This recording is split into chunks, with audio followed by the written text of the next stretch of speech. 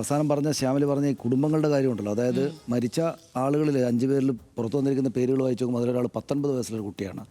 19 വയസ്സെന്ന് വെച്ചാൽ എൻ്റെ മകൻ്റെ പ്രായമാണ്. എന്ന് വെച്ചാൽ നമ്മുടെ നാട്ടിലെ കോളേജുകളിൽ പോയി പഠിക്കുന്ന നമ്മുടെ നാട്ടിലെ 19 വയസ്സുകാരായിട്ടുള്ള ആളുകൾ എല്ലാവരുടെ വീടുകളിലും ഉണ്ടാവുമല്ലോ. അപ്പോൾ അങ്ങനെയുള്ളൊരു കുട്ടിയാണ് ഈ മരിച്ച ഒരാൾ. കുട്ടിയും മുതിർന്നവരും എല്ലാം മരിച്ചാൽ ദുഃഖം ഉണ്ട് കുടുംബങ്ങൾക്ക് എല്ലാവർക്കും ഒരേപോലെ തന്നെ ദുഃഖം. ഇതിപ്പോൾ ഇതര സംസ്ഥാനത്ത് നിന്ന് അവരവരുടെ വീടിനെയും അവരവരെയും പോറ്റാൻ വേണ്ടിയിട്ട് ഈ നാട് കടന്ന് വന്ന് ഈ വയനാട്ടിൽ ഈ മഴയത്ത് പണിയെടുക്കുന്ന 19 വയസ്സുകാരനായുള്ളൊരു കുട്ടി ഉൾപ്പെടെയുള്ള ആളുകളുടെ മരണം എങ്ങനെയാണ് ഉണ്ടായത് എന്ന് നമ്മളോട് നമ്മുടെ സർക്കാരും സംവിധാനങ്ങളും മന്ത്രിമാരും പറയുന്നത് അത് മനുഷ്യനിർമ്മിത ദുരന്തമാണ് എന്നാണ്. ഇതൊരു പ്രകൃതി ദുരന്തമല്ല. ശ്യാമിൽ പറഞ്ഞു പ്രകൃതി ദുരന്തമല്ല. ഒരു പ്രകൃതി ദുരന്തത്തിൽ നമുക്ക് എന്തെങ്കിലും കൂടുതലായിട്ട് ചെയ്യാനൊന്നും ഇല്ലല്ലോ എന്നെങ്കിലും കരുതുക. ഇതിപ്പോൾ മനുഷ്യനിർമ്മിത ദുരന്തമാണ് എന്ന് ഈ നമ്മുടെ സർക്കാർ സംവിധാനങ്ങളെ നിയന്ത്രിക്കുന്ന ആളുകൾ തന്നെയാണ് വന്ന് പറയുന്നത്.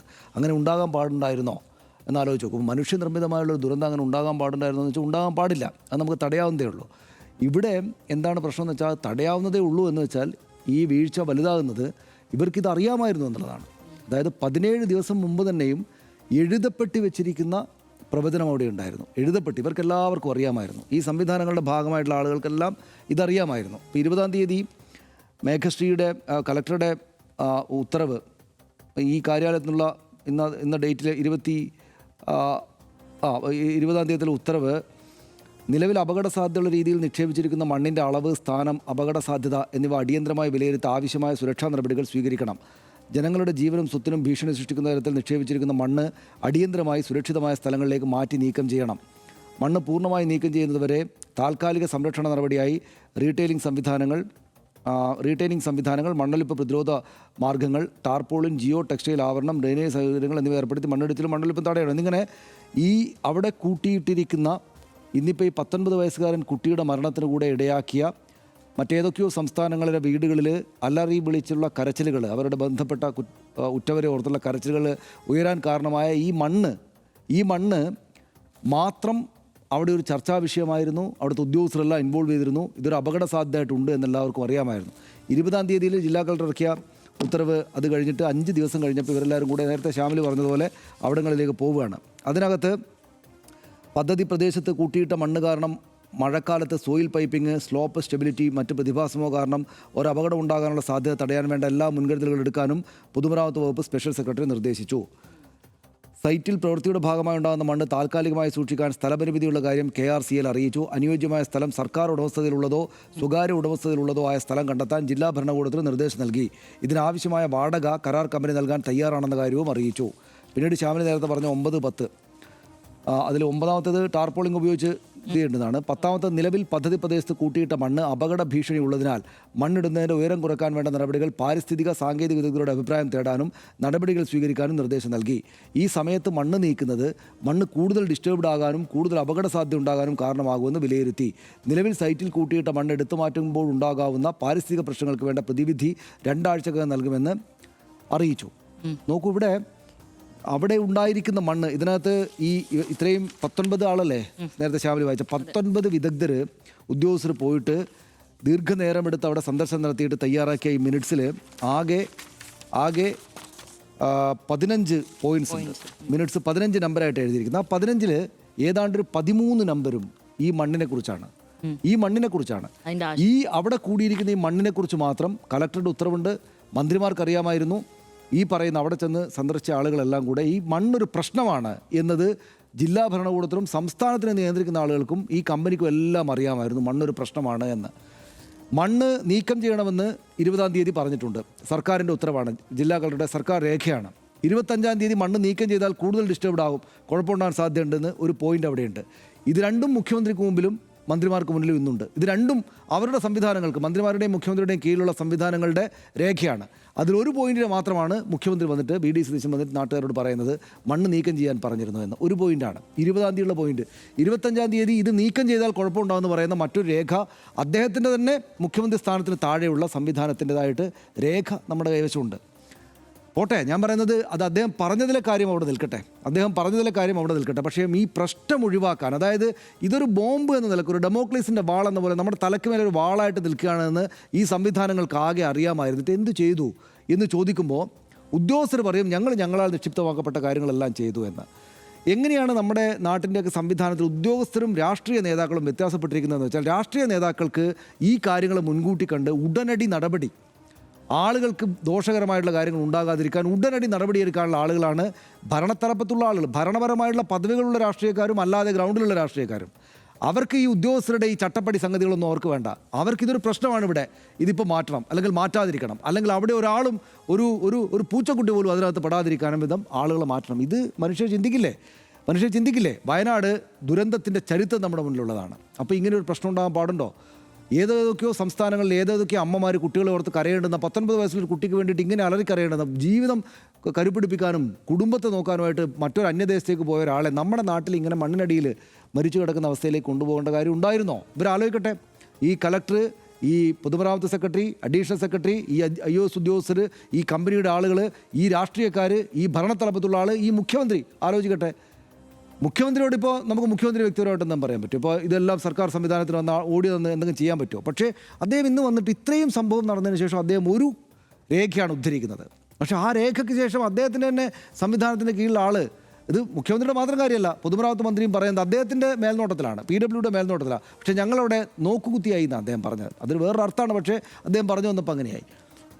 അവിടെ പോയിട്ട് ഈ രണ്ടാമത്തെ രേഖയിൽ ഇപ്പോൾ നോക്കൂ, ഇവിടെ മണ്ണ് മാറ്റണമെന്ന് കലക്ടർ ഉത്തരവിട്ടിരിക്കുന്ന സ്ഥലത്ത് ഈ മണ്ണ് ഇപ്പോൾ മാറ്റിയാൽ ഡിസ്റ്റർബ്ഡ് ആവുന്ന മറ്റൊരു രേഖ പറയുമ്പോൾ അവിടെ വിദഗ്ധരെന്ന് പറയുമ്പോൾ എന്ത് ചെയ്യണം എന്നിവർ ആലോചിക്കണ്ടേ? എന്ത് ചെയ്യണം? അത് തന്നെ 25-ാം തീയതിയാണ്. അപ്പോൾ അത് കഴിഞ്ഞിട്ട് തന്നെ 12 ദിവസമായി. എന്ത് ചെയ്യണമെന്ന് ഇവർ ആലോചിക്കണ്ടേ? അപ്പോൾ അവിടെ ഏറ്റവും ചുരുങ്ങിയത് ആ പ്രദേശത്തേക്ക് ആളുകൾ വരാത്ത വിധം ഇവർ തടയേണ്ടതായിരുന്നോ? ഇല്ലേ? ആ തൊഴിലാളികൾ അവിടെ നിന്ന് മാറ്റേണ്ടത് ഈ കമ്പനിയും ആളുകളും ചെയ്യേണ്ടതില്ല. മനുഷ്യൻ്റെ ജീവൻ എന്ന് വെച്ചാൽ എന്തുമാത്രം വലിയ വിലപ്പെട്ട സംഗതിയാണ്. നമുക്കൊന്ന് മാറി ചിന്തിച്ചിരുന്നെങ്കിൽ, ഒന്നിവർ കുറച്ചുകൂടെ ഗൗരവം കാണിച്ചിരുന്നെങ്കിൽ ഈ മനുഷ്യരെല്ലാം നാളെയും അതിലെ ഭക്ഷണം കഴിച്ച് നടക്കുമായിരിക്കില്ലേ, ജീവനോടെ നടക്കുമായിരുന്നു നമ്മൾ ആലോചിക്കില്ലേ? അപ്പോൾ അതിനകത്ത് ആരുടെ ഉത്തരവാദിത്തമാണ്? മനുഷ്യനിർമ്മിത ദുരന്തമാണെന്ന് പറയുക. ആ മനുഷ്യർ ഇവരൊക്കെ ചേർന്നുണ്ടാക്കിയ ദുരന്തമാണത്. ഇവരാണ് മനുഷ്യനിർമ്മിത ദുരന്തം ഉണ്ടാക്കിയത്. മനുഷ്യനിർമ്മിത ദുരന്തം എന്ന് മാത്രം പറഞ്ഞാൽ പോരാ, പ്രവചിക്കപ്പെട്ട, നേരത്തെ അറിയാമായിരുന്ന ഒരു മനുഷ്യനിർമ്മിത ദുരന്തം എന്നാണ്. ഈ തലപ്പത്തുണ്ടായിരുന്ന മനുഷ്യർക്കൊക്കെ അറിയാമായിരുന്ന, അവർ തന്നെ നിർമ്മിച്ച ഒരു ദുരന്തം എന്ന നിലക്ക് വേണം ഇതിനെ കാണാൻ. നിസ്സാരമായിട്ട് കാണാൻ പറ്റില്ല. അതാണ് അതിനകത്തുള്ള കാര്യം. കൂടുതൽ പറഞ്ഞാൽ നമ്മൾ ഈ ഘട്ടത്തിൽ അയ്യോ ഇവർ ആളുകളെല്ലാം ചീത്ത വിളിക്കുന്നതെന്ന് പറയും മനുഷ്യർ. പക്ഷേ ഇതിനകത്ത് ആ പ്രശ്നമുണ്ട്. രണ്ടാമത്തേത് എനിക്ക് തോന്നിയത്, ശ്യാമിലി, നമുക്ക് മറ്റ് വിഷയങ്ങളിലേക്ക് പോകണമെങ്കിൽ അങ്ങനെ, അല്ലെങ്കിൽ അവരോടൊന്ന് അവിടുത്തെ കാര്യങ്ങൾ എന്താണെന്ന് ചോദിക്കുകയും കൂടെ വേണമല്ലോ. രണ്ടാമത്തെ കാര്യം, ഇപ്പോൾ കുറേ ആളുകൾ ചാടി വീണിരിക്കുകയാണ്. തുരങ്കപാത ആകപ്പാടെ കുഴപ്പമാണ്. തുരങ്കപാതയുടെ പ്രശ്നമാണ്. തുരങ്കപാതയുടെ പ്രശ്നം എന്ന് വെച്ചാൽ, ഇത് തുരങ്കപാത, ഇപ്പോൾ നമ്മുടെ വീട് അല്ലെങ്കിൽ മറ്റൊരു സ്ഥലം അല്ലെങ്കിൽ മറ്റൊരു പൊതുസ്ഥലം നിർമ്മിക്കുന്നു. ആ നിർമ്മാണ പ്രവൃത്തി നേരാവണ്ണം ചെയ്യാത്തതുകൊണ്ട് അവിടെ ഒരു അപകടം ഉണ്ടായാൽ അത് ആ നിർമ്മിക്കാൻ പോകുന്ന ഒരു സ്കൂൾ കെട്ടിടം ഉണ്ടാകുന്നു, അല്ലെങ്കിൽ എന്തെങ്കിലും ഒരു കെട്ടിടം ഉണ്ടാക്കാൻ വേണ്ടി പോകുന്നു. ആ കെട്ടിടത്തിൽ ഇടിഞ്ഞു വീണു. ആർക്കും പരിക്കൊന്നും പറ്റിയില്ല, നേരിട്ട് ഇടിഞ്ഞു വീണു. ആ കെട്ടിടം ഇടിഞ്ഞു വീണത് ആ നിർമ്മാണ പ്രവൃത്തിയുടെ കുഴപ്പമാണ്, അല്ലാതെ അവിടെ കെട്ടിടം ഉണ്ടാക്കാൻ പോകുന്നതിൻ്റെ കുഴപ്പമല്ല. ഇപ്പോൾ പല കാരണങ്ങളും ഉണ്ടാകുമായിരിക്കും. ഇവിടുന്ന് മണ്ണിങ് ഇടിഞ്ഞു പോകുന്നത് മുഴുവൻ അവിടെ കൊണ്ടുപോയി നിക്ഷേപിച്ച മണ്ണാണ്, അല്ലാതെ ഭൂമിയല്ല. ഈ ഭൂമി ആകപ്പാടെ അവിടെ ഉറച്ചു നിന്നിരുന്ന മണ്ണും ഇളകിപ്പോകുന്ന മറ്റെന്തെങ്കിലും സംഭവമല്ല. അപ്പം തന്നെ ചാടി ഇറങ്ങിയിട്ട് ഞങ്ങൾ അപ്പോഴേ പറഞ്ഞില്ലേ തുരങ്കപാത പ്രശ്നമാണെന്ന് പറയുകയാണ്. തുരങ്കപാത പ്രശ്നമാണോ അല്ലയോ, അതിൻ്റെ പാരിസ്ഥിതിക പ്രശ്നങ്ങൾ എന്താണ്, തുരങ്കപാത വയനാട്ടിൽ പാടില്ല എന്ന് പറയുന്ന ആളുകളുടെ പാരിസ്ഥിതികവും സാങ്കേതികവുമായിട്ടുള്ള കൺസേൺസ് എത്രമാത്രം ഗൗരവമാർന്നതാണ് എന്നത് മറ്റൊരു ഡിബേറ്റാണ്. ആ ഡിബേറ്റിനെ കുറിച്ച് അത് ഉന്നയിക്കുന്ന ആളുകളെല്ലാം പരിഹസിക്കുക എന്നുള്ളത് നമ്മൾ ചെയ്താൽ ശരിയാവുന്നില്ല. ചിലപ്പോൾ അവർ ചൂണ്ടിക്കാണിക്കുന്ന കാര്യങ്ങൾ ശരിയായിരിക്കാം. പക്ഷേ ഇത് വെച്ചിട്ട് അത് ചൂണ്ടിക്കാണിക്കാൻ പാടുണ്ടോ? ഇതങ്ങനെയാണ് സംഭവിച്ചിരിക്കുന്നത്. ഇത് തുരങ്കപാത എന്ന സംവിധാനം തന്നെയും കുഴപ്പമാണ്, അതിൻ്റെതാണ് ഈ അപകടമുണ്ടായത് എന്ന് പറയുമ്പോൾ, ഇന്ന് ഈ മഹാന്മാരായിട്ടുള്ള ആളുകളെല്ലാം ഇപ്പോൾ പറയുമ്പോൾ അതിൻ്റെ അർത്ഥം എന്താ വെച്ചാൽ, ഇത് ചെയ്ത യഥാർത്ഥത്തിൽ ഈ മനുഷ്യനിർമ്മിത ദുരന്തം ഉണ്ടാക്കിയ ഈ ദുരന്തത്തെ നിർമ്മിച്ച മനുഷ്യരെ രക്ഷപ്പെടുത്തി കൊടുക്കുന്നതിന് തുല്യമാണ്. ഇത് തുരങ്കപാതയുടെ കുഴപ്പമൊന്നുമല്ല. തുരങ്കപാതയുടെ കുഴപ്പമോ അല്ലെങ്കിൽ നല്ലതോ എന്നുള്ളത് മറ്റൊരു ചർച്ചയാണ്. ഇത് അവർ നിർമ്മിക്കുന്നതിൽ ഈ കരാർ കമ്പനിക്കും അതിനെ നിയന്ത്രിക്കുന്ന ഈ സർക്കാർ സംവിധാനങ്ങളുടെ ആകപ്പാടെ വീഴ്ചയാണ് എന്നല്ലേ നമ്മൾ കാണേണ്ടത്. അപ്പോൾ അതിൻ്റെ പേരിൽ അപ്പം തന്നെ ചാടി വീണിട്ട് ഞങ്ങൾ എന്താണ് അതിൻ്റെ വിശദാംശങ്ങളൊന്നും പോലും നോക്കാതെ ഞങ്ങൾ അപ്പോഴേ പറഞ്ഞില്ലേ ഇത് തുരങ്കപാത കുഴപ്പമാണ് എന്ന് പറയുന്നത് ഒരു ശരിയുള്ള കാര്യമല്ല. അത് അവിടെ മണ്ണിനടിയിൽ കിടക്കുന്ന മനുഷ്യരോടുള്ള അവമതിപ്പ് കൂടെയാണ് അങ്ങനെ ചെയ്യുന്ന ആളുകൾ, അല്ലെങ്കിൽ അവരെ അപമാനിക്കുക കൂടിയാണ് ചെയ്യുന്നത്, അല്ലെങ്കിൽ അവരുടെ കാര്യങ്ങളെ വേണ്ട രീതിയിൽ കാണാതിരിക്കുക കൂടെ ചെയ്യുകയാണ് എന്നാണ് എനിക്ക് തോന്നുന്നത്. ഇതൊന്നും ഇത്തരം സംഭവങ്ങൾ ആവർത്തിക്കാതിരിക്കട്ടെ. ഇത് മനുഷ്യർ ഇത്രയും വലിയ സ്ട്രക്ചേഴ്സ് ഉണ്ടാകുമ്പോൾ, വയനാട് എന്ന് വെച്ചാൽ നമ്മുടെ സർക്കാർ സംവിധാനങ്ങളുടെ രണ്ട് പ്രധാനപ്പെട്ട കാര്യങ്ങൾ കിടക്കുന്ന സ്ഥലമാണല്ലോ ശ്യാമിലി. ഒന്ന്, വയനാട്ടിലെ ദുരന്തത്തിൻ്റെ പുനരധിവാസ സംഗതികൾ അവിടെ നിൽക്കുകയാണ്. രണ്ടാമത്, ഇപ്പോൾ ഇങ്ങനൊരു മെഗാ പ്രൊജക്റ്റ്, വയനാടുകാർക്ക് തന്നെ ഗുണകരമാകുന്ന ഒരു മെഗാ പ്രൊജക്റ്റിൻ്റെ നിർമ്മാണം അവിടെ നടക്കുകയാണ്. ഇതിനകത്ത് അതിസൂക്ഷ്മമായിട്ടുള്ള നിരീക്ഷണം സർക്കാർ സംവിധാനങ്ങളുടേത് വേണം. അതിനകത്ത് നമുക്കെല്ലാവർക്കും അറിയുന്ന പോലെ സെൻസിറ്റീവായിട്ട് ഒരു ഏരിയയിലൂടെയാണ് ആ തുരങ്കം പോകുന്നത്. അതിന് വേണ്ട ജാഗ്രത ഇപ്പോൾ കേന്ദ്രത്തിൻ്റെ സംവിധാനങ്ങളും കേരളത്തിൻ്റെ സംവിധാനങ്ങളും വേണ്ട പഠനമൊക്കെ നടത്തിയിട്ടാണല്ലോ ഇതിലേക്ക് പോകുന്നത്. അപ്പോൾ അതിനല്ലെങ്കിൽ തന്നെയും അഡീഷണലായുള്ള ശ്രദ്ധ ആവശ്യമാണ് സർക്കാരിൻ്റെയും സംവിധാനങ്ങളുടെയും എല്ലാം. അവരുടെ മാനുഷികമായിട്ടുള്ള ഇടപെടൽ കൂടെ വേണം. അപ്പോൾ അവിടെ ടി സിദ്ദിഖ് ഇപ്പോൾ മന്ത്രിയാണ്, അദ്ദേഹം വയനാടുകാരനാണ്. അവിടെ എല്ലാവരും ഉണ്ട് കേട്ടോ, എല്ലാ രാഷ്ട്രീയ പാർട്ടിക്കാരുണ്ട്. പക്ഷേ എങ്കിലും ഞാൻ ഓർക്കുന്നത് ടി സിദ്ദിഖ് അവിടെ വയനാട്ടിൽ ആ ദുരന്തം ഉണ്ടായപ്പോൾ, മേപ്പാടിയിലെ ദുരന്തം ഉണ്ടായപ്പോൾ ആദ്യമായിട്ട് അവിടെ കൂടിയെത്തിയ ആളാണ്. ആ സംഭവത്തിൻ്റെ ഏറ്റവും വിഷമകരമായ മണിക്കൂറുകളിലടക്കം അദ്ദേഹം ഫുൾ ടൈം നിന്ന് കാര്യങ്ങളെ കൊണ്ടുപോയ ആളാണ്. ഞാൻ അദ്ദേഹത്തിൻ്റെ കാര്യം പറഞ്ഞത് അദ്ദേഹം ഇപ്പോൾ മന്ത്രി ആയതുകൊണ്ടാണ്, സംസ്ഥാനത്തിൻ്റെ മന്ത്രി ആയതുകൊണ്ടാണ്, ആ പ്രദേശത്ത് നിന്ന് കാര്യങ്ങൾ അറിയാവുന്ന ആളായതുകൊണ്ടാണ്. മറ്റെല്ലാ രാഷ്ട്രീയ പാർട്ടികളുടെയും BJPയുടെയും CPMൻ്റെ എല്ലാ രാഷ്ട്രീയ പാർട്ടികളുടെയും അക്കാലത്തെ സർക്കാരിൻ്റെ സംവിധാനങ്ങൾ അപ്പാടെയും അതിഗംഭീരമായിട്ട് ചെയ്യേണ്ടതെല്ലാം ചെയ്തിട്ടുണ്ട്. അതിനുശേഷം ഞാൻ പറയുന്ന പക്ഷേ ടി സിദ്ദിഖ് അങ്ങനെ ഇടപെട്ട് പ്രവർത്തിച്ച ആളാണ്. അദ്ദേഹത്തിൻ്റെ ഗ്രൗണ്ടിലെ കാര്യങ്ങൾ അറിയാം, അദ്ദേഹത്തിന് മനുഷ്യരുടെ കാര്യങ്ങളറിയാം, മനുഷ്യരുടെ ജീവൻ്റെ വില. അപ്പോൾ അത് ഇവരുടെ ശ്രദ്ധ ആ നിലക്ക് അവിടേക്ക് വേണമായിരുന്നു. അത് ആ നിലക്ക് ശ്രദ്ധ കൊടുത്തോ എന്നിവരെല്ലാവരും കൂടെ പരിശോധിക്കട്ടെ, ഇവരെല്ലാവരും കൂടെ പരിശോധിക്കട്ടെ. ഞങ്ങൾക്കറിയാമായിരുന്നു പ്രവചിക്കപ്പെട്ട ഈ ദുരന്തത്തിൻ്റെ തടയാനായിട്ട് ഞങ്ങൾ എന്ത് ചെയ്തു എന്ന് ഇവരെല്ലാം അവരവരുടെ മനസാക്ഷിയോട് ചോദിക്കട്ടെ. ഞങ്ങളിപ്പോൾ പ്രതികരിക്കുന്നത് ശരിയായിട്ടാണ്. എനിക്ക് മുഖ്യമന്ത്രിയുടെ 20-ാം തീയതി മണ്ണ് നീക്കം ചെയ്യാൻ പറഞ്ഞിരുന്നു എന്ന് പറഞ്ഞത് എനിക്ക് ആകെപ്പാടെ കരടായിട്ട് തോന്നി. ഇതുപോലൊരു സംഭവം ഉണ്ടായപ്പോൾ മുഖ്യമന്ത്രി അദ്ദേഹത്തിൻ്റെ ഗൗരവത്തോടെയാണോ സംസാരിക്കുന്നതെന്ന് എനിക്ക് അങ്ങനെ സംസാരിക്കണം എന്നാണല്ലോ നമ്മൾ ആഗ്രഹിക്കുക.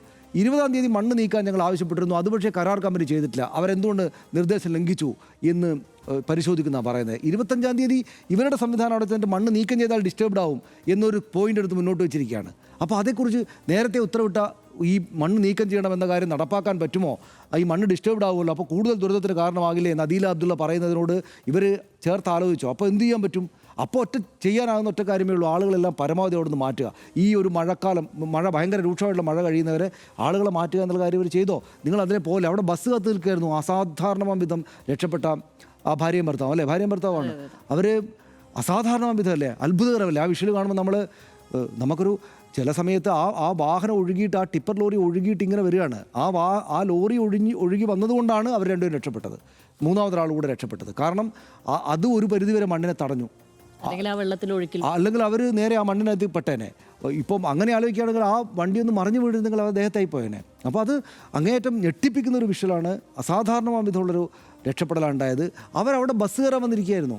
നോക്കൂ, ഇത്രക്ക് ഒരു വാള് തലക്കുമേൽ തൂങ്ങി നിൽക്കുന്ന പോലെ മണ്ണ് അവിടെ ഉണ്ടെന്ന് സർക്കാർ സംവിധാനങ്ങൾ കണ്ടെത്തി എഴുതി വെച്ചിരിക്കുന്ന ഈ സ്ഥലത്ത് ബസ് ഓടുന്നുണ്ടായിരുന്നു, ബസ്സിന് ആളുകൾ കയറി പോകുന്നുണ്ടായിരുന്നു. ഏറ്റവും ചുരുങ്ങി നടക്കാൻ പോവുകയാണെന്ന് അറിയാവുന്ന ഈ മനുഷ്യർക്ക് 17 ദിവസം മുമ്പ് ഈ കാര്യങ്ങൾ പറഞ്ഞിരുന്ന ഈ മനുഷ്യർക്ക്, ഈ ഉദ്യോഗസ്ഥർക്ക്, ഈ രാഷ്ട്രീയ നേതാക്കൾക്ക് അതിന് വേണ്ട ഒരു സുരക്ഷാ നടപടികൾ എടുത്തുകൂടെ എന്ന് ചോദിക്കുന്നത് തെറ്റായ കാര്യമാണോ? തെറ്റായ കാര്യമാകുമോ? നമ്മളിപ്പോൾ അവരെ നടന്ന സംഭവത്തിന് ശേഷം നിങ്ങളിത് എല്ലാവരും കൂടെ കുറ്റപ്പെടുത്തുകയാണല്ലോ എന്ന് പറയുന്ന പോലെ ആകുമോ? ഇതവർ ചെയ്യേണ്ടതായിരുന്നില്ലേ? ഈ രേഖകൾ ഇപ്പോൾ എഴുതിയുണ്ടാക്കിയല്ലോ, ഈ രേഖകൾക്കകത്തുണ്ടല്ലോ 15 പോയിൻറ്റ്സ്. ഈ സന്ദർശനം നടത്തിയ ആളുകൾ എഴുതിയത് 13 പോയിന്റിലും മണ്ണ് എന്നുണ്ട്. അതിനകത്ത് പിന്നെ കളക്ടറുടെ ഉത്തരവിനകത്ത് മണ്ണിനെ കുറിച്ച് മാത്രമാണ് ഉത്തരവ് ഇറങ്ങിയിരിക്കുന്നത്. അപ്പോൾ ഇവർക്ക് എല്ലാവർക്കും അറിയാമായിരുന്നിട്ട് ഇങ്ങനെയൊക്കെ ചെയ്ത് ശരിയായെന്ന് ആലോചിക്കട്ടെ. കൂടുതൽ പറഞ്ഞ ഒരു പക്ഷേ കൂടുതലായി വേറെ ഈ വിടവുകൾ വേറെയുണ്ട്. ഇതിപ്പോൾ ടൗൺഷിപ്പിൻ്റെ ഒരു കാര്യം എന്ന് പറഞ്ഞാൽ വലിയൊരു ദുരന്തത്തിനൊടുവിൽ ഒരു മനുഷ്യനെ, ഒരു ജനതയെ പുനരുജ്ജീവിപ്പിക്കാനുള്ള ഒരു പ്രൊജക്റ്റാണല്ലോ അവിടെ ഉള്ളത്. പക്ഷേ ആ ടൗൺഷിപ്പിൻ്റെ പ്രവർത്തനങ്ങൾ, നിർമ്മാണ പ്രവർത്തനങ്ങൾ പലകുറി അവതാളത്തിലാവുന്ന അവസ്ഥയാണ് നിലവിലുണ്ടായിട്ടുള്ളത്. അതൊരു നാഥനില്ലാ കളരി പോലെ അതിനെ ഇങ്ങ് മേയാൻ വിട്ട പശുവിനെ പോലെ ഇങ്ങനെ വെറുതെ ഒരു കുന്നിൻ ചെരുവിലിട്ട പോലെ മേപ്പാടിയിൽ അങ്ങ് ഇട്ടേക്കുകയാണ്, കൽപ്പറ്റയിൽ ഇങ്ങനെ ഇട്ടേക്കുകയാണെന്ന് പറയുന്നത്. അവിടെയും ഈ പറയുന്ന പോലെ മഴ പെയ്തിട്ട് ചെളിയുണ്ടായി. ഈ ചെളി അവിടെ നിന്ന് നീക്കണം എന്ന് ഞങ്ങൾ പറഞ്ഞിരുന്നു എന്ന് മന്ത്രി വന്ന് പറയുക. ഇതൊരു പ്രതിപക്ഷ ശബ്ദത്തിലാണ് ഇപ്പോഴും ഇവർ സംസാരിക്കുന്നത് എന്നുള്ളതാണ്. നീക്കണമെന്ന് പറഞ്ഞിട്ട് അതായത് മന്ത്രി നേരിട്ട് പോയിട്ട് അവിടെ നീക്കാനോ അല്ലെങ്കിൽ വേണ്ടിയിട്ട് നിർദ്ദേശം കൊടുക്കാനോ മന്ത്രി തന്നെ ഫിസിക്കലി എന്തെങ്കിലും എഫേർട്ട് എടുക്കാനോ അല്ലല്ലോ പറയുന്നത്. അങ്ങനെ ഒരു കാര്യം തീരുമാനിച്ചിട്ടുണ്ടെങ്കിൽ അത് നടപ്പാക്കണം. അത് നടപ്പാക്കാൻ അദ്ദേഹത്തിന് ഇത്രയും സംവിധാനങ്ങളുണ്ടല്ലോ. അദ്ദേഹത്തിനുമായി ബന്ധപ്പെട്ട് തന്നെ അദ്ദേഹം ഒരു മന്ത്രിയാണല്ലോ, അദ്ദേഹത്തിന് അതിന് പവറുണ്ടല്ലോ. അതിനാണല്ലോ താഴെയുള്ള ഉദ്യോഗസ്ഥരെ വെച്ച് അതിനാവശ്യമായ നിർദ്ദേശങ്ങൾ നൽകി. ഒരു ടൗൺഷിപ്പിൽ ഇത്രയും പേർക്ക് താക്കോൽ കൈമാറിയ ഒരു സ്ഥലമാണല്ലോ. അവിടെ നിർമ്മാണ പ്രവർത്തനങ്ങളും നടക്കാൻ പറ്റായികയൊന്നുമില്ല. പക്ഷേ അതുണ്ടായില്ല. മാറ്റണമെന്ന് ഞങ്ങൾ പറഞ്ഞാണ്, അവിടെയും മാറ്റുന്നില്ല. അവിടുത്തെ ആരാണോ അവിടെ നിർമ്മാണ പ്രവർത്തനങ്ങൾ നടത്തുന്നത് അവരും അത് മാറ്റുന്നില്ല എന്നാണ് പറഞ്ഞത്. ഈ പറയുന്നൊരു പ്രതിപക്ഷ ശബ്ദമാണ് നിലവിൽ. മുഖ്യമന്ത്രി VD സതീശന് ഇദ്ദേഹത്തിന് ഞാൻ നേരത്തെയും പറഞ്ഞിട്ടില്ല, അദ്ദേഹത്തിന് പലകുറിയും മുഖ്യമന്ത്രി ആയതിനു ശേഷവും അദ്ദേഹത്തിന് ചില പ്രതിപക്ഷ ശബ്ദങ്ങളുണ്ട്. ഈ പറയുന്ന പോലെ ഒരു കാര്യം അങ്ങ് പറഞ്ഞിട്ടങ്ങ് പോയേക്കുക. അതായത് അതിലൊരു അവധാനതയോടുകൂടി സംസാരിക്കുകയോ എല്ലാ വശങ്ങൾ സംസാരിച്ച് പരിശോധിക്കുകയോ ചെയ്യുന്നതിനപ്പുറത്തേക്ക് ഒരു കണ്ണിൽ പൊടിയിടൽ എന്ന് പറയുന്നത് പോലെ ഇന്ന് വന്നിട്ട് പറയാതെ മണ്ണ് മാറ്റാൻ ഞങ്ങൾ പറഞ്ഞിരുന്നു 20-ാം തീയതി, പക്ഷേ കരാർ കമ്പനി മാറ്റിയില്ല. അതാണോ നമ്മൾ പ്രതീക്ഷിക്കുന്ന ഒരു കാര്യം എന്നുള്ളത്?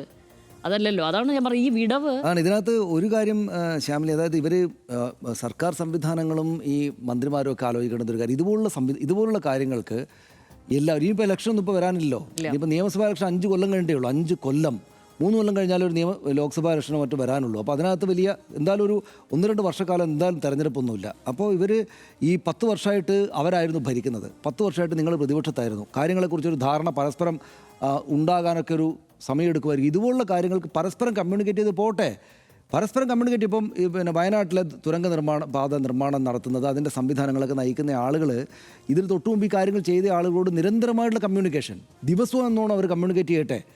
ഉദ്യോഗസ്ഥർ മാത്രമല്ല, ഉദ്യോഗസ്ഥർ ആത്മാർത്ഥമായിട്ട് ചെയ്യുന്ന ആളുകളാണ്. പ്രത്യേകിച്ച് അവിടുത്തെ ജില്ലാ കളക്ടർക്ക് വളരെ നന്നായിട്ട് കാര്യങ്ങൾ പ്രവർത്തിക്കുന്ന ആളാണ്. ഇപ്പോൾ പൊതുമരാമത്ത് സെക്രട്ടറിയെ കുറിച്ചാണെങ്കിലും അങ്ങനെ മറിച്ചൊരു അഭിപ്രായമുള്ള ആളല്ല, നന്നായിട്ട് കാര്യങ്ങൾ ചെയ്യുന്ന ആളാണ്. പക്ഷേ ഞാൻ പറഞ്ഞ രാഷ്ട്രീയക്കാരുടെ പ്രതിപക്ഷ ഭരണപക്ഷ വ്യത്യാസമില്ലാതെയുള്ള പരസ്പര സഹകരണത്തോടെ മനുഷ്യർക്ക് വേണ്ടിയിട്ടുള്ള ആലോചനകൾ കൂടെ നടത്തിയിട്ട് വേണം ഇത്തരം സെൻസിറ്റീവായിട്ടുള്ള സമയത്ത്. ഞാനിത് ഇതേപോലെ തന്നെയും ഈ മഴക്കാല രോഗങ്ങൾ വരുന്നു എന്ന് പറഞ്ഞപ്പോൾ, ഈ പറയുന്ന അക്കാലത്ത് ഈ കാര്യങ്ങൾ വന്നപ്പോൾ നമ്മൾ സംസാരിച്ച് പറഞ്ഞാണ്. കാരണം മനുഷ്യർ ബുദ്ധിമുട്ടുണ്ടാകാതിരിക്കുക. നമ്മൾ ഒരുപാട് പറയുമ്പോൾ നമ്മൾ ഇവരെ വല്ലാതെ ഉപദേശിക്കുന്നില്ല എന്നൊരു തോന്നലുണ്ടാകും. അതുകൊണ്ട് നമുക്ക് ഇതുപോലൊരു ദുരന്ത സമയത്ത് എനിക്ക് തോന്നുന്നു അധികം അത്തരം കാര്യങ്ങളിലേക്ക് പോകേണ്ടിയിരിക്കും.